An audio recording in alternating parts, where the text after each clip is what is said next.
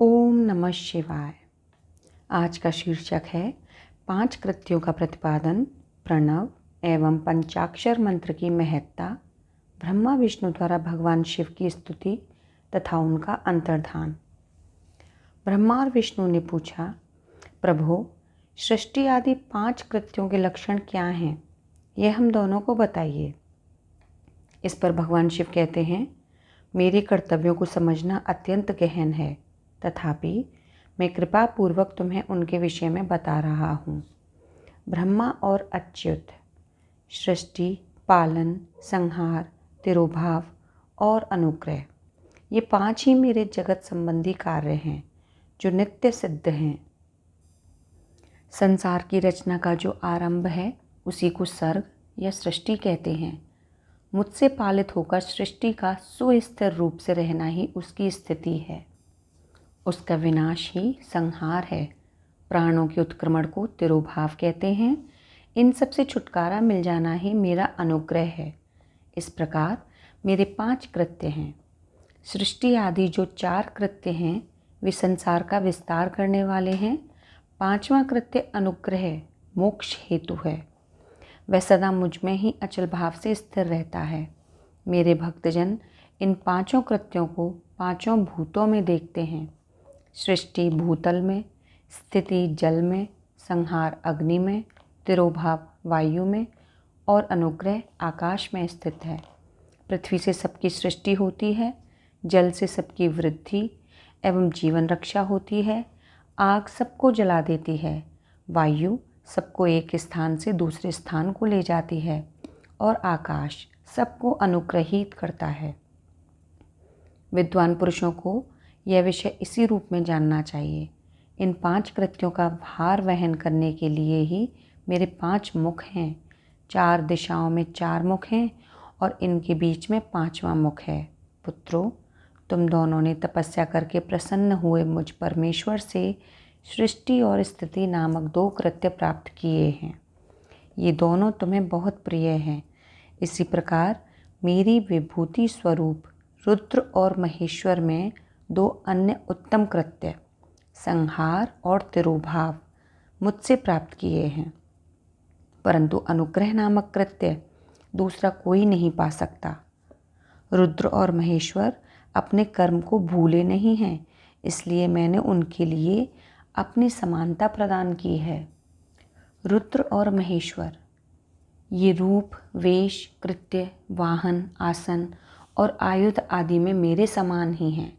मैंने पूर्व काल में अपने स्वरूप भूत मंत्र का उपदेश किया है, जो ओंकार के रूप में प्रसिद्ध है।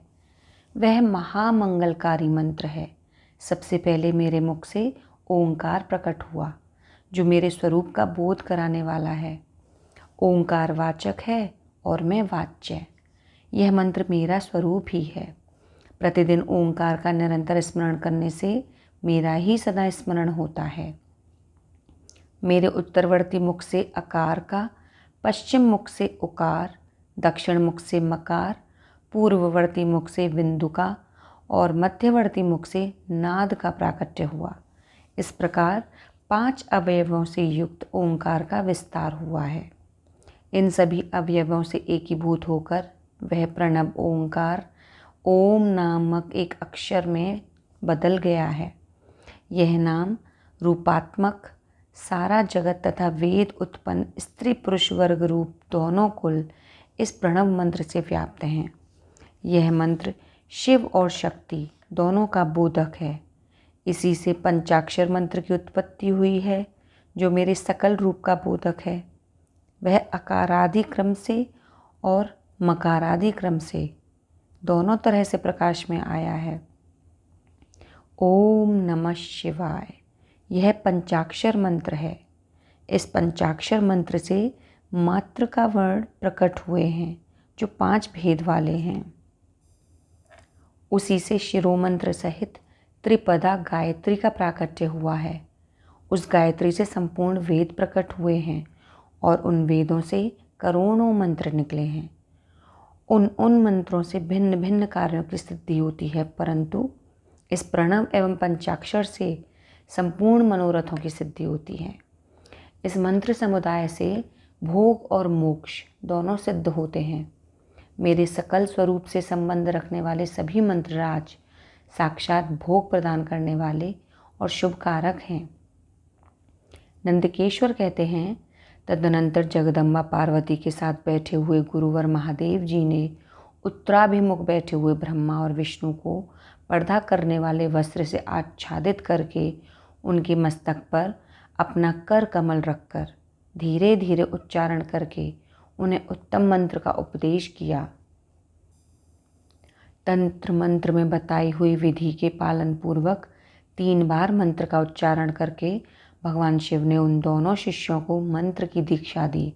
फिर उन शिष्यों ने गुरु दक्षिणा के रूप में अपने आप को ही समर्पित कर दिया और दोनों हाथ जोड़कर उनके समीप खड़े हो उन देवेश्वर जगत गुरु का स्तवन किया। दोनों ब्रह्मा और विष्णु बोलते हैं, प्रभु आप निष्कल रूप हैं, आपको नमस्कार है। आप निष्कल तेज से प्रकाशित होते हैं, आप सबके स्वामी हैं, आप सर्वात्मा को नमस्कार है। आप प्रणव के वाच्यार्थ हैं, आप प्रणव लिंग वाले हैं। सृष्टि, पालन, संहार, तिरोभाव और अनुग्रह करने वाले आपके 5 मुख हैं। पंच ब्रह्म स्वरूप 5 कृत्य वाले आपको नमस्कार है।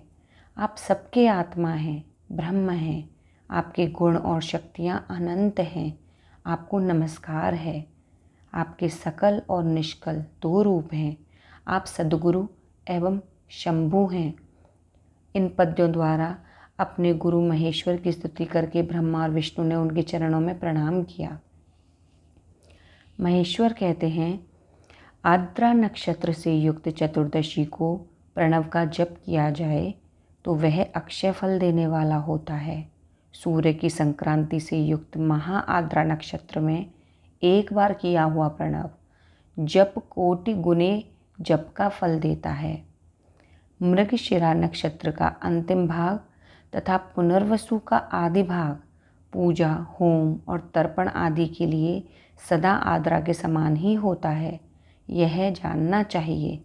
मेरा या मेरे लिंग का दर्शन प्रभात काल में ही, प्रातः और संगव काल में करना चाहिए।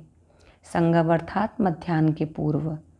मेरे दर्शन पूजन के लिए चतुर्दशी तिथि निशीथ व्यापिनी अथवा प्रदोष व्यापिनी लेनी चाहिए, क्योंकि परिवर्तनी तिथि से संयुक्त चतुर्दशी की ही प्रशंसा की जाती है। पूजा करने वालों के लिए मेरी मूर्ति तथा लिंग दोनों समान हैं, फिर भी मूर्ति की अपेक्षा लिंग का स्थान ऊंचा है। इसलिए मुमुक्षु पुरुषों को चाहिए कि वे वेर अर्थात मूर्ति इससे भी श्रेष्ठ कर समझकर लिंग का ही पूजन करें। लिंग का ओंकार मंत्र से और वेर का पंचाक्षर मंत्र से पूजन करना चाहिए। शिवलिंग की स्वयं की स्थापना करके अथवा दूसरों से भी स्थापना करवाकर उत्तम द्रव्य में उपचारों से पूजा करनी चाहिए। इससे मेरा पद सुलभ हो जाता है। इस प्रकार उन दोनों शिष्यों को उपदेश देकर भगवान शिव वहीं अंतर्धान हो गए। ओम नमः शिवाय।